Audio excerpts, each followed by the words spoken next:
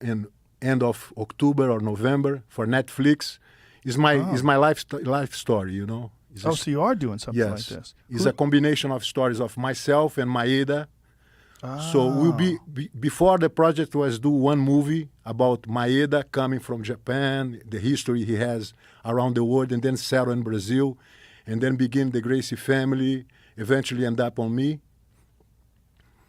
But now they split the movies. So they're going to make one movie about Maeda, and they're going to make one movie about myself. So, and that's it's about all done. It's about to start pre-production very soon. Beautiful. Yeah. Who's doing that? Netflix, and José Padilha will be the director. Oh, great. Yeah. That's fantastic. Yes. That's fantastic. Good. That's amazing news. Because for some people, it's like, you know, that's what they need to see. They need to see like how unusual and unique this the art of Brazilian Jiu-Jitsu's origins are. It's so incredible. Yes. And it's inexorably tied to your family. Yes, that's very much. It's there's no other martial art like it, really, where you can specifically see the individual family and the individual family member in your father that changed the course of martial arts forever. Yes. And there's no other martial arts who has this focus on be the best one and confront with other ones, open challenge, things like that, which is just coming from a crazy Brazilian family. But because of that crazy Brazilian family, it answered all the questions that we had. You know, when I was doing Taekwondo in the 1980s, everybody that was training with, we thought Taekwondo was it. Yeah. This is all you needed to learn. Couple of kicks and it's done. And then for me, I started training boxing and Muay Thai. And then I started getting beat up. And I was like, oh, I thought I knew more than I knew. Yes. Then I went to jiu-jitsu and I was like, oh my God. I can never, I've talked about it before, but like one of the first days ever training, I was a white belt and I was training with this kid who was a purple belt. And I thought I was a tough guy. I couldn't believe that this guy could do whatever he wanted to me. Play with you. Huh? Play with me. Yes. Just strangled me. And he wasn't bigger than me. He was my size. Yes. And he wasn't younger than me. He was my age. Yes. There was no excuses. Yes. And this guy just manhandled me. And I remember thinking that day, like, wow, I need to learn how to do that. And I think that one humiliating day of training, because before that I trained with other white belts, you know, and it was even kind of back and forth and stuff. It was clunky. Yeah. None of us knew what we were doing. But then when I trained with one guy who was very serious, he was very aggressive. Yes. You know, he wasn't trying to take it easy on me, which was good. It was a valuable lesson. But that was the seeds that was planted in my head. I am going to learn how to do this. I want to be like that guy someday. Because I couldn't believe how easy it was. Yes. Because I wasn't out of shape. I was a strong guy. And yet I was getting manhandled. Yes. Just tapped left and right, triangle, armbar, choke. I'm like, oh. Yeah, the amount of students I have who come in with a different background, with their possibilities and their ideas in their minds coming very much above their reality, you know? Yes. And because we don't want to make an enemy as you prove a point. So you want to be gentle, and the same way, you want to put him in a place for him to understand everything he knows is minimal, is not important. So, and then the guys normally say, wow, man, I waste 20 years of my life doing this, and now I discover I have to relearn everything. So it's an interesting aspect of rebirth. Yeah. But that rebirth is very valuable, because sometimes people, they hold on to their old ideas of what they're good at like a crutch. Yes. And it becomes a part of their identity. Yes. And so they know they're really good at it. There was always an issue with that with guys who fought in MMA who came from striking backgrounds. They didn't like to roll because they didn't like to tap. So like maybe guys like world champion Muay Thai fighters, they never developed a good ground game. They only wanted to learn defense because they didn't like the fact that when they did Muay Thai, when they did stand-up training, they were the ones fucking people up. But then when it came down to jiu-jitsu, they were helpless. Yes. And they hated that feeling, so they would avoid it. Yes. And it happens with jiu-jitsu too, because some jiu-jitsu guys, they start to lacking the possibility to clinch and to approach. And they felt like, oh, I need to learn box, I need to learn wrestling. So it becomes a cross-training, because for every aspect of a style, you have always a weak aspect of it. And you have to compensate with other tools. You know, for me, I was never been a good striker. But different than other jiu-jitsu practitioners, I always put in a good striker to hit me. So I was very comfortable to the distance, to neutralizing the distance, to use my side kick and clinch. So I'm focused on the clinch, I'm focused on the approach of not getting punched, not exchange punches. And when I clinch, either I go fall on top if I was capable to throw, or bring the guy to my guard and able to cook him and slow burn from the bottom. Out of all your opponents over your entire career, do you think that your last one, Funaki, do you think he was the best? Oh, man. I don't think he was the best. I think the situation he gets against me was the best situation because he was younger, he was heavier, he was in Japan, and I got hurt on my eye. And at this point, when I was half blind on my eye, I could not see. My brother Halls tell me, stand up, what is going on? Go. And I don't want to make excuses. I don't want to talk to him. I don't want to put my hand in my eye because I don't want to show the opponent I hurt. So the guy was kicking me, and every time he kicks, 70,000 people, oh. Japanese is very organized, so they very much see in that situation. And I'm ready I could not see very well because when you hit one eye, hits the nerve optic, so you cannot see with both eyes, you cannot see very much. And then I spent about 45 seconds to recoup my one vision. And as I recoup, I stood up, clinch again, and throw him down and mount and submit, put him to sleep. But I was a position of the fight. I could not explain how bad it was, but that's kind of put me in a situation where all my life was somehow passing through me because I went in a position which in a fight, I confident I could win, but I was impotent. So I was completely in a pause, in a moment to see what's going to happen because I was not quitting. I cannot go forward. So in this 45 seconds, I was there waiting. My whole life, all my purpose, all my ideas passing through fast until the point I was able to regain my ability to fight. So that's kind of give me the sense of, it's like, sure, I was sure I have this mindset, but I was not proved.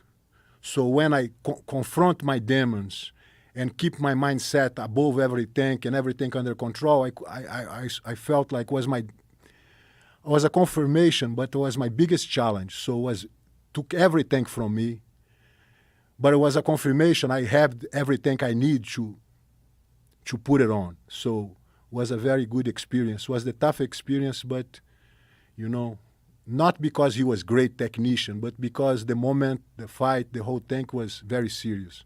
But did the injury, was it a fractured orbital? Is that what? Yeah, I have an orbital fracture. The corner of the glove pushed my eyeball in. So I look up, I just move one eye, the other eye stays because broke the bone on the eye, and the eye get caught, it could not move. So I was looking, I just moving one eye, the other eye was stuck. Did you have to get surgery to fix that? Yes, I have to. The surgery has to be in a week, so I come back in a couple of days to U.S. and did here in the UCLA with a good ophthalmologist.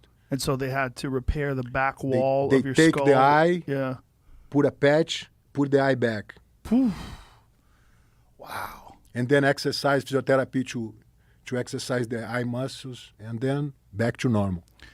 That's incredible. It's incredible what they can do. Yeah. Medical science. Yes. The image, the video of you taking his back and choking him to sleep while his eyes were open is one of the great submission videos in the history of martial arts, because first of all, because it was such a tough fight.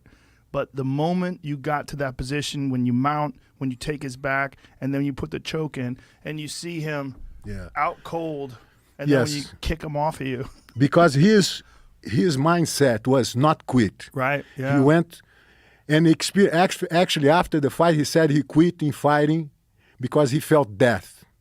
And he was scared of the ceiling, so he wanted to stop fighting. Because he went to say, I don't want to tap. I prefer to get killed and not tap. So he died. I mean, in his mind, he died because he passed out consciently. He accepting death. So it was a bad experience for him. And but that's the only one I feel like I could give to him. That's perfect. Yeah. Especially for a warrior like him, a guy who had, he'd fought a long time. He was very experienced. Yeah. He was a guy that a lot of people were interested to see you fight because they felt like some of the guys that you had fought, like Takada or some of these other guys, they were very big and they were very strong, but they weren't at your level. Yes. And they felt like this was a guy that was going to test you. Yes. At first, again, the Japanese need the entertainment aspect to make a good business. So they put me to fight against a pro wrestler who is, in Japan, pro wrestling is like real. They believe in pro wrestling. So the Takada guy, he was very famous, the #1 pro wrestler. So they tried to put him with me to just not only make a great business, but a good fight. And that's what launched Pride. Yes. That was Pride 1. Yes. But even before that, his assistant, the bad guy on the association, Andrew, coming to fight me at my academy, like a surprise fight. Yeah. Yeah, we talked about that on the last podcast, Yeah. and you said you still have that video. Yes. When are you going to release that video? I'm going to show you before release, official release. Yes. You think you're going to release it? Yeah. You should put it in the documentary. Yes. That would be a great way to get people excited about the documentary, too, because that video is legend. Yes. Everybody wants to see that video. And it's very simple. I just throw the guy on the floor, punch him in the face, break his nose, and put him to sleep. It's nothing to see that. Yeah, but that's something to see. Was in the corner of a very wood floor academy, was like a perfect scenario, It's just like a kumite. Yeah, it's a famous moment in the history of martial arts, though. It's very, because it was one of those times where one of these challenge matches had actually come to America, because we had heard about all these Gracie challenge matches, but either you watched them on videotape or they happened in Brazil, or the different moments where luta livre and jiu-jitsu went at it in Brazil. But to see you, who is the top guy in jiu-jitsu, to someone to come to your academy and challenge you and get destroyed like that, that's a video that everybody wants to see. Yeah, and it was funny because once he come in, I give him a waiver, right? A regular waiver just for relieve any injury or something. And he looked the waiver and said, in Japanese for his friend, I have to sign this to fight. And then the guy coming to me, Mr. Gracie, you think he has to sign this to fight? If he don't sign, you're not going to fight him? Immediately, I felt like a double standard, because if I say no, he has to sign, he could leave and tell anything, because he's a wrestler. He's going to say, oh, the guy quit, I'm here, he's afraid. So I said, no, forget the waiver. Throw the waiver out. He coming to fight, let's fight. So there's no excuses. Do you have any regrets in terms of like your competition career that you didn't? Was there any particular fighters that you wish you had an opportunity to fight? The only fight I feel like was a missing was against Sakuraba. Just when after fight Funaki, I was offered the best fight in my life. Yeah, people were pissed. Yeah, that was I don't remember the fight enough to comment on the decision, but I think some people were pissed at it. But that's one thing that's never changed: shitty decisions. I mean, they still exist. Francis Ngannou had a very good point the other day that there should be some protection for fighters, because losing half of your purse because someone made a bad call. There should be a way around that. That's funny you say that, because I years ago was talking with a buddy of mine, and we were thinking of like an insurance plan for fighters, just for that reason right there. For injuries, like say you're because this is the shitty thing that a lot of people probably know this, but you go through a 10-week training camp, and this has happened to me multiple times in my fight, and some fights where the week before the fight, your opponent gets injured, they back out, they can't find anybody to fill in, and now your fight doesn't happen. Right. Well, guess what? You just went through all that training, paying your trainers. You know, you still got to pay managers and everything for everything they do work wise. You don't get paid. Yeah. So you're just like, damn it, man. And you get for pushed some back fighters, if you 6 get months. injured after that, you're talking. I mean, what if you tear an ACL after Yeah. that? Then you're a year and a half out. Mhm. Like, oh Jesus Christ. Yeah. But Yeah, it's a hard world. It's a hard world. I wish somebody would come up with that. I don't have the capacity now to do it, but I think it would be a smart business move, and it would be cool for fighters to have for sure. Well, you know, there was a lot of uproar this weekend because of who's the gal that was in the co-main event who won, and then she got the $50,000 I win saw. bonus. I saw the videos. See if she pull up her name. And people were really mad at the UFC because of her reaction, because it changed her life. Mm-hmm. And go ahead. Was this the same girl that I saw started a GoFundMe page or something? Did she? I remember seeing there was a female fighter that started a GoFundMe page. I don't know. And it could be her, I don't know. But I did see the video of her where she's like taking a drink of her Coke and then just like hits the ground. Yeah, that's it. Yeah. So go back up. Good. So yeah. Cheyenne buys banks a bonus for UFC 33 co-main event finish. So it was a beautiful finish. She caught the girl with a head kick and then finished her off. It was pretty awesome. But afterwards, they were talking about fighter pay, you know, and she was crying, and then all these people got online and they started complaining about the UFC. And I see everybody's point. I see their point, and I also see the UFC's point, because a lot of people don't know who she is yet. I mean, they know who she is more now, but the whole thing about this sport is how many people are going to watch you fight. That's really what it is. How exciting are you? How entertaining are you? How engaging are you? Your personality, and do you put asses in the seats? I mean, it's clear now, you know, who puts asses in the seats, and those are the people that get the most money. Yep. And it's a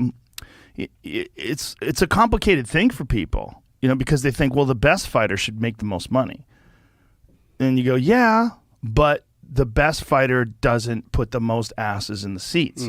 And that's what this game is all about. It's a weird sport, right? It's like, it's prize fighting, but it's also entertainment. Yeah. And it is tough for a lot of guys.